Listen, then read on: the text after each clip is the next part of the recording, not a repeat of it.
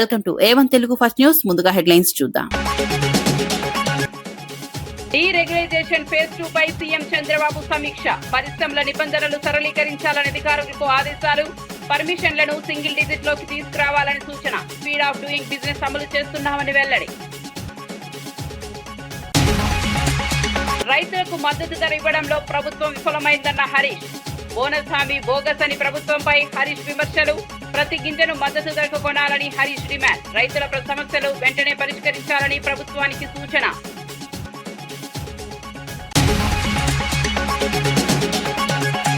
మహిళలపై కాంగ్రెస్ మాట్లాడలేదని రామచంద్రరావు విమర్శ. మహిళా రిజర్వేషన్ల కోసం బీజేపీ కృషి చేస్తోందని వ్యాఖ్య. రైతు ఆత్మహత్యలపై కాంగ్రెస్ స్పందించడం లేదని ఆరోపణ. మహిళా సాధికారతతో కాంగ్రెస్ విఫలమైందని విమర్శ. న్యాయవాదికి ఆల్కహాల్ టెస్ట్ ఘటనపై సీఏ వివరణ. మద్యం సేవించి వచ్చాడని అనుమానంతో పరీక్ష చేశామని వ్యాఖ్య. టెస్ట్ లో రీడింగ్ రావడంతో చర్యలు తీసుకున్నామని వెల్లడి. పోలీసులు విధి నిర్వహణలో భాగంగా వ్యవహరించారని స్పష్టం.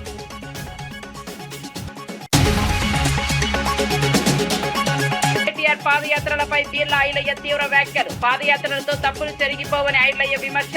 పార్టీ పేరు మార్పు భయంతో చేస్తున్నారని ఆరోపణ. ప్రజలు ఇప్పటికే బీఆర్ఎస్ ను తిరస్కరించారని వ్యాఖ్య. ఆంధ్రప్రదేశ్ సీఎం చంద్రబాబు నాయుడు డీరెగ్యులైజేషన్ ఫేజ్ 2 విధానాలపై సమీక్ష నిర్వహించారు. పరిశ్రమల ఏర్పాటులో వేగం పెంచేందుకు నిబంధనలను సరళీకరించాలని ఆదేశించారు. 800కు పైగా నిబంధనలను 100 లోపలకు తీసుకురావాలని సూచించారు. పర్మిషన్లు, లైసెన్సులను సింగిల్ డిజిట్ లోకి తీసుకురావాలని చెప్పారు. ఈజ్ ఆఫ్ డూయింగ్ బిజినెస్ స్థానంలో స్పీడ్ ఆఫ్ డూయింగ్ బిజినెస్ అమలు చేస్తున్నామని తెలిపారు. మే నెలాఖరులోగా ఈ విధానాన్ని అమల్లోకి తీసుకురావాలని అధికారులకు ఆదేశించారు. అటవీ చట్టాల సరళీకరణపై కేంద్రంతో చర్చలు జరిపారు. పరిశ్రమల అభివృద్ధికి ఇది దోహదపడుతుందని పేర్కొన్నారు.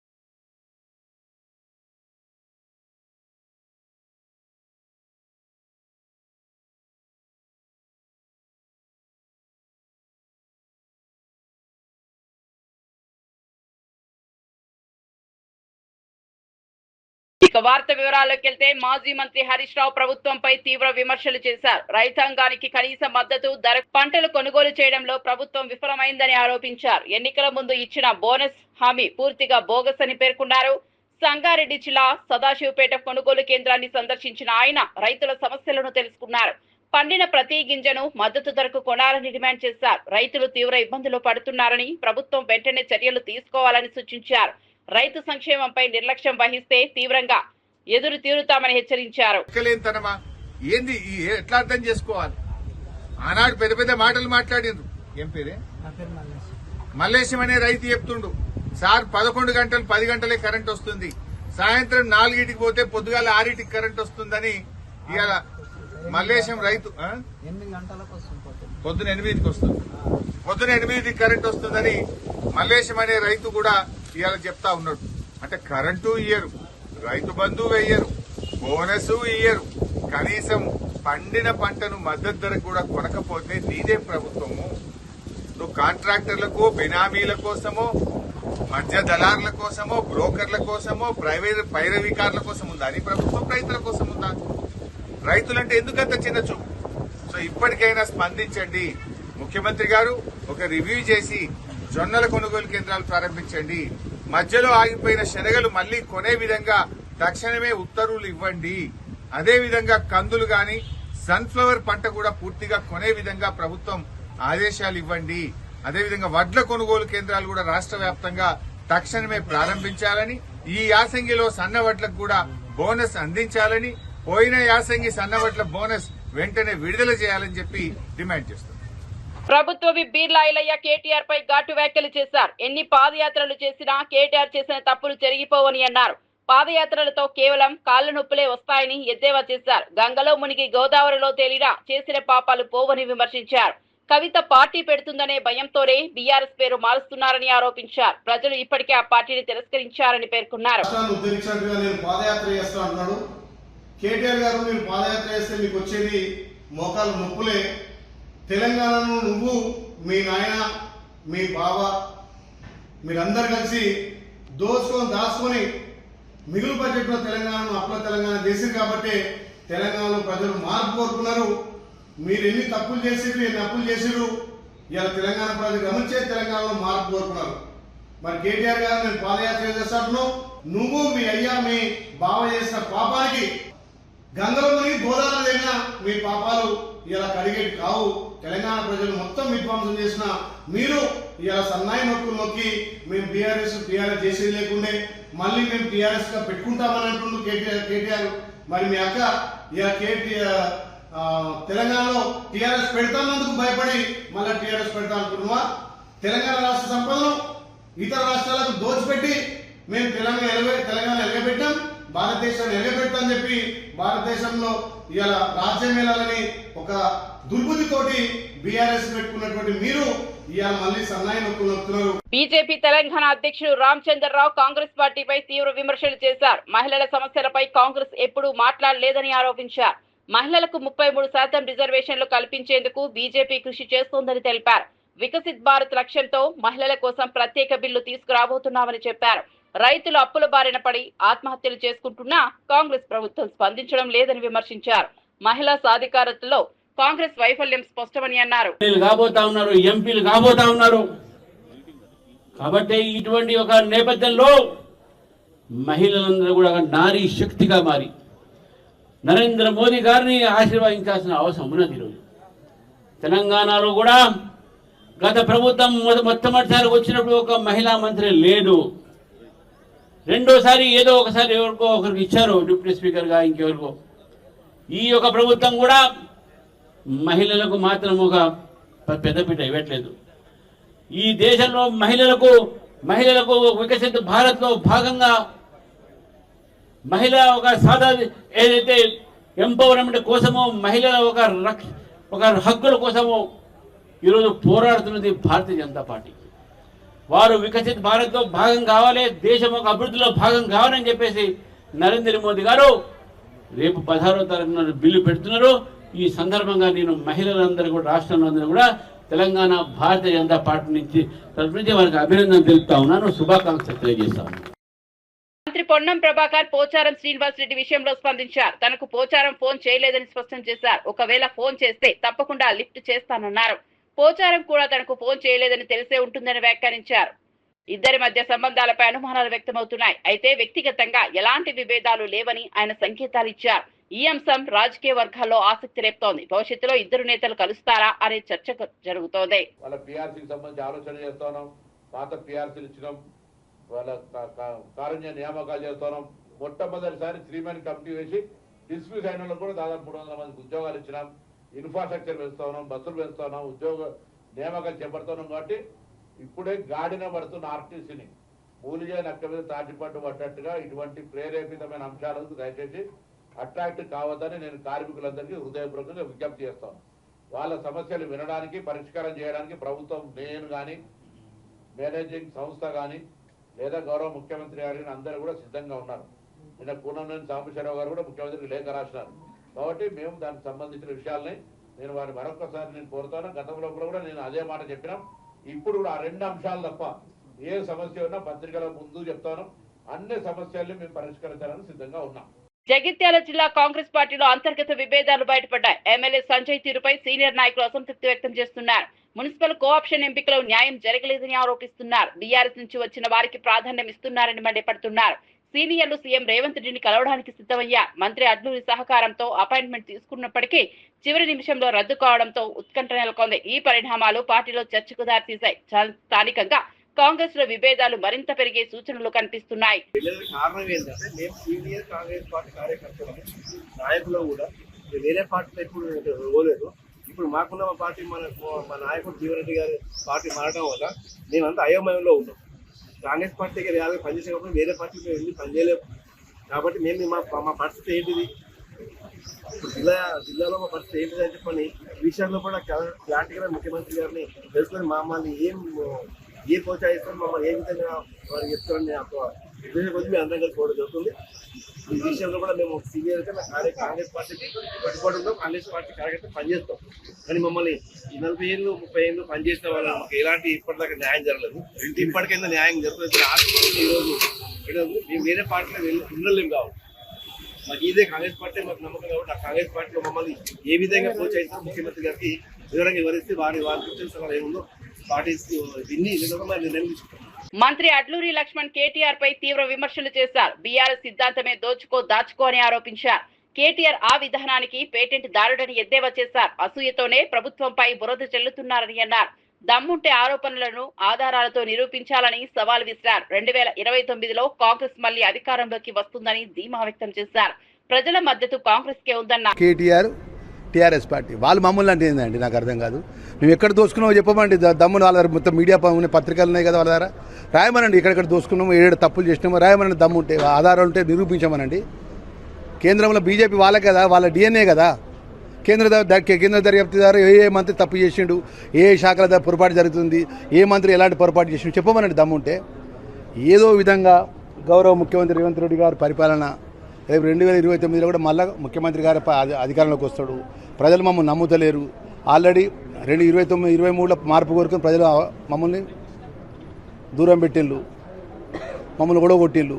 మళ్ళీ పార్లమెంట్ ఎలక్షన్స్ వస్తే మా అడ్రస్ లేదు, సర్పంచ్ ఎలక్షన్స్ వస్తే మా అడ్రస్ లేదు, మున్సిపాలిటీ ఎలక్షన్స్ వస్తే మా అడ్రస్ లేదు. ఇప్పుడు మా తెలంగాణ ఆశా భాష మాటతోని ఏదైతే ఈ రాష్ట్రంలో ముఖ్యమంత్రి ఉన్నాడా, ఈ రాష్ట్రంలో మంత్రులు పనిచేస్తానులా, ఈ పరిపాలన ఇక్కడ ఉన్నదా అంటే నువ్వు ఒకసారి గుర్తు తెచ్చుకో. ఫస్ట్ నీ ఇంట్లో కుటుంబ సభ్యులు మీ కవిత ఉంది కదా, మీ అక్క, ఆమె మాట్లాడిన అన్నిటికీ జవాబు చెప్పి మా మీద మాట్లాడు. ఏమైనా మానం ఉంటే, ఏమాత్రం నీకు పౌరుషం ఉంటే, మీ కవిత సోదరిమని మాట్లాడిన కవిత సోదరిమని మాట్లాడకు జవాబు చెప్పి మా మీద మాట్లాడు. TPCC chief Mahesh Kumar Goud BRS పేరు మార్పుపై స్పందించారు. బీఆర్ఎస్ ను టీఆర్ఎస్ గా మార్చాలనుకోవడం సంతోషకరమని వ్యాఖ్యానించారు. అయితే పేరు మార్చినా ప్రజలు ఆదరించరని అన్నారు. గత 10 ఏళ్ల పాలనలో చేసిన అభివృద్ధి నష్టాలపై సమాధానం చెప్పాలని డిమాండ్ చేశారు. బీఆర్ఎస్ ప్రజలను పట్టించుకోలేదని విమర్శించారు. ప్రస్తుతం కాంగ్రెస్ ప్రభుత్వం ప్రజలకు అండగా ఉందన్నారు. పార్టీగా మారుస్తామంటా ఉన్నా సంతోషం. మీరు టీఆర్ఎస్ పార్టీగా మార్చినా లేదు, మీరు రూపాయికారు ఒప్పందంలో బీజేపీ పార్టీని కలుపుకొని బీజేపీ ఆర్ఎస్ అని మార్చుకున్నా మాకేం అభ్యంతరం లేదు. రేపటి ఎన్నికల సమయంలో అది బీఆర్ఎస్ అయినా, బీజేపీ ఆర్ఎస్ అయినా, టీఆర్ఎస్ అయినా ప్రజలు ఆదరించే పరిస్థితే లేదు. కారణం వీళ్ళ కాంగ్రెస్ పార్టీ ఇస్తున్న సంక్షేమం. మీరు 10 ఏళ్ళు పట్టించుకున్నటువంటి బీద ప్రజల్ని కాంగ్రెస్ పార్టీ వాళ్ళ పట్టించుకొని నెత్తిన పెట్టుకొని నడుస్తూ ఉంది. మీరు 10 ఏళ్ళు ఒక్క రేషన్ కార్డు ఇవ్వలే. మేము అర్హత కలిగిన ప్రతి పేదవాడికి కాంగ్రెస్ ప్రభుత్వం రేషన్ కార్డు ఇచ్చింది. ఒక్క డబుల్ బెడ్రూమ్ ఇవ్వలే, ఇల్లు ఇవ్వలే. ఇవాళ అర్హత కలిగిన ప్రతి పేదవాడికి ఇందిరా ఇల్లు ఇస్తూ ఉన్నాం. మీరు కరెంటు బిల్లులు మోపి తడిసాడు, మోపి నడ్డి విరిచే పరిస్థితి చేసినా ఇవాళ ఉచితంగా 200 యూనిట్ల వరకు కరెంట్ ఇస్తూ ఉన్నాం. అన్నిటికీ మించి చరిత్రాత్మక కార్యక్రమం సన్నబియ్యం ఇస్తే ప్రజలు రుచిగా తిని ఆస్వాదిస్తూ ఉన్నారు. ప్రజలు ఇంత సంతోషకరంగా ఉన్నటువంటి పరిస్థితుల్లో ఒకవైపు అభివృద్ధి, ఒకవైపు సంక్షేమం ఇస్తున్నటువంటి కాంగ్రెస్ పార్టీని ఎదుర్కొనే పార్టీ వచ్చే రాజకీయ సమయంలో లేనే లేదు. అది బీజేపీ కావచ్చు, బీఆర్ఎస్ కావచ్చు, కలిసి బీజేపీ ఆర్ఎస్ అయినా ప్రజలు పట్టించుకునే పరిస్థితి ఉండదు. పంజాగుట్ట సీఐ రామకృష్ణ న్యాయవాదికి ఆల్కహాల్ టెస్ట్ చేసిన ఘటనపై వివరణ ఇచ్చారు. పోలీస్ స్టేషన్ కు మద్యం సేవించి వచ్చాడని అనుమానంతో పరీక్ష చేసినట్లు తెలిపారు. టెస్టులో 27గా రీడింగ్ నమోదైందని చెప్పారు. దానికి అనుగుణంగా చర్యలు తీసుకున్నామని పేర్కొన్నారు. మంగ్లీపై ఫిర్యాదు వచ్చినప్పటికీ ఆధారాలు అందలేదన్నారు. పోలీసులు విధి నిర్వహణలో భాగంగా చర్యలు తీసుకున్నారని వివరించారు. ఈ ఘటనపై వివాదం నెలకొన్న నేపథ్యంలో సీఐ స్పందన ప్రాధాన్యత సంతరించుకుంది. ఇస్తామని చెప్పేసి అన్నారు. సో మేము కూడా అదే అనుకున్నాం. ఇంతవరకు అతను ఇవ్వలేదు. మంగ్లీ ఇచ్చిన కంప్లైంట్ ఇచ్చారు. కంప్లైంట్ ఇచ్చిన తర్వాత దాని మీద మేము లీగల్ ఒపీనియన్ తీసుకొని ఏ విధంగా ప్రొసీడ్ కావాలని చెప్పేసి వెయిట్ చేస్తున్నాం. సుబ్బారావు ఆరోపణలకు సంబంధించి ఆర్థిక లావాదేవీలకు సంబంధించిన అంశం మాత్రం పంజాగుట్ట పోలీస్ స్టేషన్ తో ఎలాంటి సంబంధం లేదా? లేదు, పంజాగుట్ట పోలీస్ స్టేషన్ ఆ మైక్రో ఫైనాన్స్ సంబంధించిన దాంట్లో పెట్టుబడి పెట్టిన విషయాలు కానీ మాకు ఎటువంటి ఫిర్యాదు రావడం కానీ ఆ పరిధి కూడా మా దాంట్లో రాలేదు. ఒకవేళ మాకు కనుక కంప్లైంట్ కానీ ఇస్తే కన్సర్న్ పోలీస్ స్టేషన్ మేము దాన్ని ఫార్వర్డ్ చేయడం జరుగుతుంది. అన్ని కావాలని అడిగారు సార్. మీరు సుబ్బు ఫిర్యాదు మీద ఎలాంటి చర్యలు తీసుకున్నారు, మంగ్లీ ఫిర్యాదు మీద ఎలాంటి చర్యలు తీసుకున్నారు? ఇప్పటి వరకు జరిగింది ఏంటి? ఎవరైనా ఎవిడెన్స్ సమర్పించారా? సుబ్బారావు గారు వారం రోజుల క్రితం మాకు పోలీస్ స్టేషన్లో కంప్లైంట్ ఇవ్వడం జరిగింది. కొంతమంది వ్యక్తులు అతన్ని బెదిరించారని చెప్పి, మధు తదితరులు బెదిరించారని చెప్పి, దాంట్లో మంగ్లీ అని చెప్పేసి ఒక సెలబ్రిటీ వాళ్ళ తమ్ముడు ఉన్నారని చెప్పేసి దాంట్లో పర్టికులర్గా ఆయన మెన్షన్ చేశారు. దాంట్లో బెదిరించారు, తర్వాత మమ్మల్ని తిట్టారని చెప్పేసి ఆయన కంప్లైంట్ ఇచ్చారు. ఆ కంప్లైంట్ అనేది నాన్ కాగ్నిజబుల్ ఇంగ్రీడియంట్స్ ఉండడం వల్ల మేము కోర్టు పర్మిషన్ తీసుకొని దాంట్లో కేసు రిజిస్ట్రేషన్ చేయడం జరిగింది. సో ఇప్పటి వరకు కేసు రిజిస్ట్రేషన్ అయిన తర్వాత అతని వరకు మాకు ఎటువంటి ఆధారాలు సమర్పించలేదు. దాంట్లో ఎవరెవరు ఆయన బెదిరించిన టైంలో ఉన్నటువంటి సాక్షులు కూడా ఎవరిని ప్రొడ్యూస్ చేయలేదు. దానికి సంబంధించి మేము కూడా మార్నింగ్ నుంచి కాల్ చేసాం. ఫోన్ కాల్స్కి అతను స్పందించలేదు. కాకపోతే నిన్న మంగ్లీ గారు నిన్న వచ్చి కంప్లైంట్ ఇవ్వడం జరిగింది, సత్యావతి మంగ్లీ. ఆ కంప్లైంట్ ఇచ్చిన దాని ప్రకారం కూడా మేము కంప్లైంట్ తీసుకొని దాని మీద లీగల్ ఒపీనియన్ కోసం పెట్టామది. సాటర్డే అంగన్వాడీ ఫోన్ల కొనుగోలు వ్యవహారంపై ప్రభుత్వ వర్గాల్లో చర్చలు ప్రారంభమయ్యాయి. ఈ అంశంలో అనవసరంగా ఇరుక్కుపోయావా అనే సందేహాలు వ్యక్తమవుతున్నాయి. సీఎం రేవంత్ రెడ్డికి దగ్గరగా ఉన్న వ్యక్తిని కాపాడేందుకు ఓవర్ రియాక్షన్ జరిగిందనే అభిప్రాయాలు వినిపిస్తున్నాయి. ఫోన్ కాంటాక్టర్ల విషయంలో పలు అనుమానాలు వ్యక్తమవుతున్నాయి. పోలీస్ శాఖలు ఉపయోగించి వ్యవహారాన్ని ప్రభావితం చేశారనే ఆరోపణలు కూడా వినిపిస్తున్నాయి. ఈ వివాదం రాజకీయంగా వేడెక్కుతోంది. ప్రతిపక్షాలు తీవ్రంగా విమర్శలు చేస్తున్నాయి. ప్రభుత్వం నుంచి స్పష్టత కోసం డిమాండ్లు పెరుగుతున్నాయి. రాష్ట్రంలో లేకుంటే ఏ పర్యటనలు పోయినా ఎవరైతే ఒక వ్యక్తి ఉన్నాడో ఆ వ్యక్తే ఈ కాంట్రాక్టును సీతక్క గారి దగ్గర తీసుకుపోయి ఇదంతా చేసిరు కావచ్చని మాకు సమాచారం ఉన్నది. ఆ పేరు బయట పెట్టేసేయండి, అయిపోతుంది. విచారణ చేస్తే తేలిపోతుంది కదా, మాది తప్పుందా మీది తప్పుందా, మా ఆరోపణల్లో తప్పుందా అని. మంత్రి సీతక్క బీఆర్ఎస్ పై తీవ్ర స్థాయిలో స్పందించారు. సోషల్ మీడియాలో తనపై తప్పుడు ఆరోపణలు చేస్తున్నారని మండిపడ్డారు. బీఆర్ఎస్ అనుబంధ హ్యాండిల్స్ ప్రచారం చేస్తున్న కథనాలపై కేటీఆర్ స్పందించాలని డిమాండ్ చేశారు. ఈ మేరకు ఆయనకు నోటీసులు పంపినట్లు తెలిపారు. కేంద్ర ప్రభుత్వం మార్గదర్శకాల ప్రకారమే అంగన్వాడీలకు ఫోన్లు ఇచ్చామని స్పష్టం చేశారు. అసెంబ్లీలో కేటీఆర్ ను టార్గెట్ చేసినందుకే తనపై తప్పుడు ప్రచారం జరుగుతోందని ఆరోపించారు. నిజాలను వక్రీకరించేందుకు ప్రయత్నిస్తున్నారని అన్నారు. దానికి బాధ్యులు పార్టీ అధినేతగా కేసీఆర్ గారు ఉన్నారు కాబట్టి వారు జవాబు చెప్పాలనే ఉద్దేశం తప్ప వారిని పర్సనల్ గా టార్గెట్ చేయాల్సిన అవసరం లేదు. వారి గురించి నేను ఎప్పుడు చిల్లరగా కూడా మాట్లాడలేదు. సైడ్ మీటింగ్ పబ్లిక్ 38,000 మంది అంగన్వాడీలకు సంబంధించినటువంటి ఫోన్లు మీటింగ్లు పెట్టి ఇస్తున్నాం. వాళ్ళ ఎమ్మెల్యేలు కూడా కరీంనగర్ లాంటి చోట్ల పాల్గొని వాళ్ళు కూడా పంచడం జరిగింది. నీకేమైనా డౌట్స్ ఉంటే నువ్వు నివృత్తి చేసుకో, కానీ బట్టగాల్సి మీదేస్తాం మీరు తుడుచుకోండి అంటే అది తప్పు. అందుకనే నేను చిత్తశుద్ధితో అందులో వాస్తవం లేదు కాబట్టి, వాళ్ళు చేసిన ఆరోపణలో వాస్తవం లేదు కాబట్టి ఇవ్వడం జరిగింది. గతంలో కూడా ఇలాగే నా మీద తప్పుడు ఆరోపణలు చేస్తే గతంలో కూడా బీఆర్ఎస్ పార్టీ సెల్ కు అంటే ఆ పార్టీకి అధినేతగా కేసీఆర్ గారు ఉన్నారు కాబట్టి వారికే ఆనాడు నోటీస్ ఇవ్వడం జరిగింది. ఈ రోజు కూడా ఇవ్వడం జరిగింది. ఒక తప్పును 10 సార్లు చెప్పడం మూలంగా నిజమైతే అనుకుంటున్నారు. 44,42 లక్షల టెండరు. అది టీజీటీఎస్ కు టెక్నికల్ గా సెల్ ఫోన్ ఏముండాలి ఎట్లుండాలనేది వాళ్ళు చూసుకొని దానికి ఒక ఎక్స్పర్ట్ కమిటీ ఉంది, 5 మెన్ కమిటీ ఉంది. ఆ కమిటీ చేసినటువంటి సెలెక్షన్ ప్రకారమే ఆ టెండర్ ప్రాసెస్ జరిగింది. అక్కడ సీతక్క కూర్చోలే, సీతక్క సెలెక్షన్ చేయలే. కాబట్టి సీతక్క ఇవాళ మీరు చూడండి, అసెంబ్లీలో కేటీఆర్ గారిని నువ్వు తప్పు మాట్లాడుతున్నావు అన్న 3 గంటల నుంచి నా మీద ఈ ఆరోపణలు స్టార్ట్ చేశారు. ఆ తర్వాత బయటకు మళ్ళీ అదే అంటే మేము ఆల్రెడీ చెప్పడం జరిగింది. అది 55 కోట్లు కాదు, 44 కోట్లు మాకు కేంద్ర ప్రభుత్వం ఇచ్చింది. 11,800 రూపాయల లోపు 4G to 5 వరకు మీరు కొనుక్కోవచ్చు అని. స్పెసిఫికేషన్స్ కూడా చాలా అంగన్వాడీలో వేరే ఉంటాయి, మనం కొనే మామూలు ఫోన్ లాగా ఉండదు. దాంట్లో అక్కడ పిల్లల గ్రోత్, వెయిట్ ఇవన్నీ కూడా చూసేది ఉంటుంది. కాబట్టి వాళ్ళు ఇచ్చిన గైడ్ లైన్స్ ప్రకారం కొనడం జరిగింది. కానీ వాళ్ళు 14,500 కొన్నారని ఒకసారి, 54,000 ఒకసారి, ఇట్లా తప్పుడు ప్రచారం చేసి ఏం సాధిస్తారు? అందుకని కేసీఆర్ గారు స్పందించాలని నేను కేసీఆర్ గారికి, అది కూడా బీఆర్ఎస్ పార్టీ నుంచి అఫీషియల్ హ్యాండ్. వ్యక్తులు చాలా మంది మురుగుతున్నారు తప్పుడు ప్రచారం. కేవలం నేను అసెంబ్లీలో గట్టిగా మాట్లాడినా, నిలదీసిన, మరి వాస్తవాలతో ప్రజెంటేషన్ చేసిన అనేక సబ్జెక్టుల మీద, కాబట్టి నన్ను టార్గెట్ చేశారు.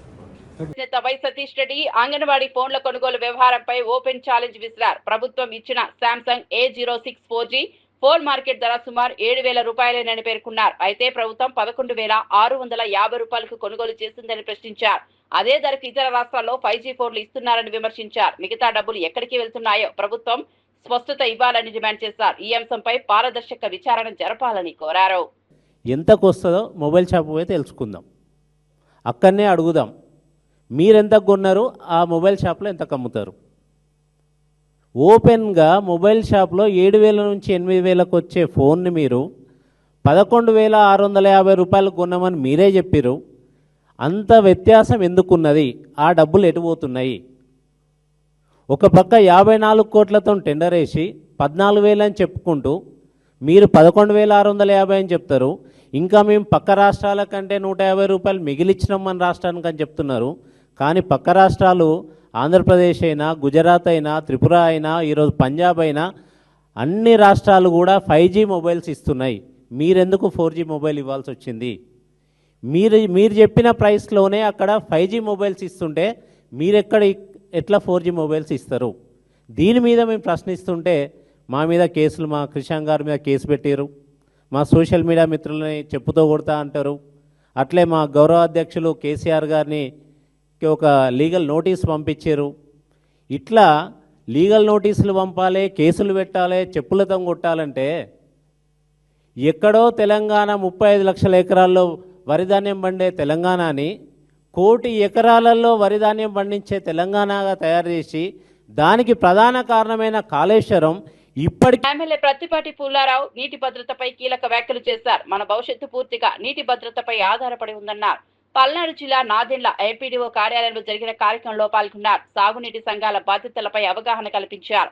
నియోజకవర్గంలోని 31 డ్రాపులను ఆధునీకరించి షట్టర్లు నిర్మించనున్నట్లు తెలిపారు. చివరి ఆయకట్టు భూములకు కూడా సాగునీరు అందేలా చర్యలు తీసుకుంటామని చెప్పారు.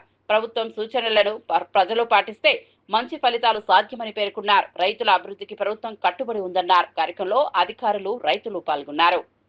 Welcome to TV3 news. ముందుగా హెడ్లైన్స్ చూద్దాం. మరిన్ని అప్డేట్స్ కోసం చూస్తూనే ఉండండి TV3 news. Welcome to TV6 news. ముందుగా హెడ్లైన్స్ చూద్దాం. మరిన్ని అప్డేట్స్ కోసం చూస్తూనే ఉండండి TV6 న్యూస్.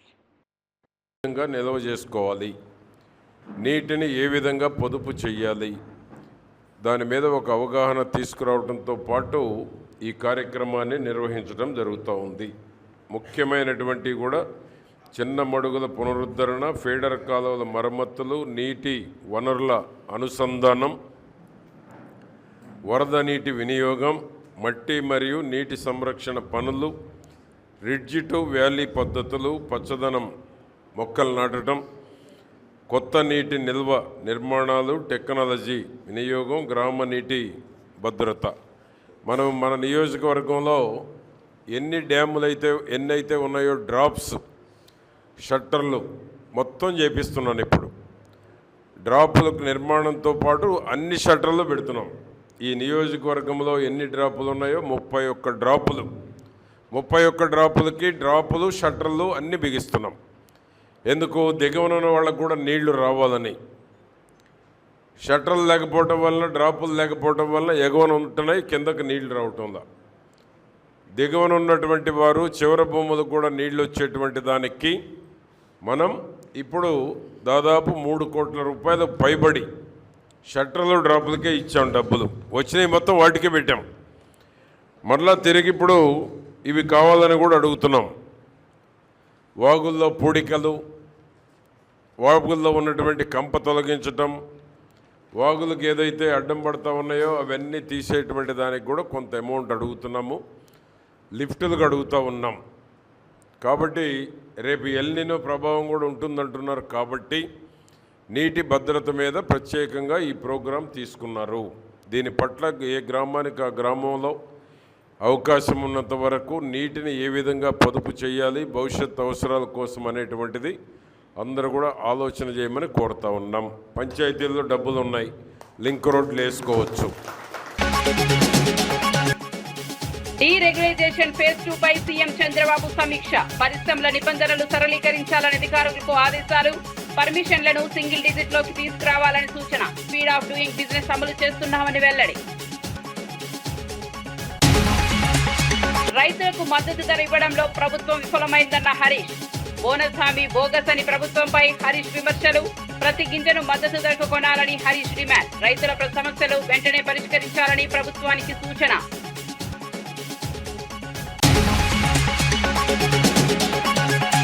మహిళలపై కాంగ్రెస్ మాట్లాడలేదని రామచంద్రరావు విమర్శ. మహిళా రిజర్వేషన్ల కోసం బీజేపీ కృషి చేస్తోందని వ్యాఖ్య. రైతు ఆత్మహత్యలపై కాంగ్రెస్ స్పందించడం లేదని ఆరోపణ. మహిళా సాధికారతతో కాంగ్రెస్ విఫలమైందని విమర్శ. న్యాయవాదికి ఆల్కహాల్ టెస్ట్ ఘటనపై సీఏ వివరణ. మద్యం సేవించి వచ్చాడని అనుమానంతో పరీక్ష చేశామని వ్యాఖ్య. టెస్టులో రీడింగ్ రావడంతో చర్యలు తీసుకున్నామని వెల్లడి. పోలీసులు విధి నిర్వహణలో భాగంగా వ్యవహరించారని స్పష్టం.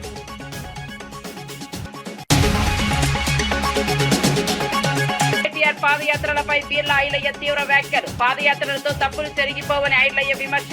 పార్టీ పేరు మార్పు భయంతో చేస్తున్నారని ఆరోపణ. ప్రజలు ఇప్పటికే బీఆర్ఎస్ ను తిరస్కరించారని వ్యాఖ్య.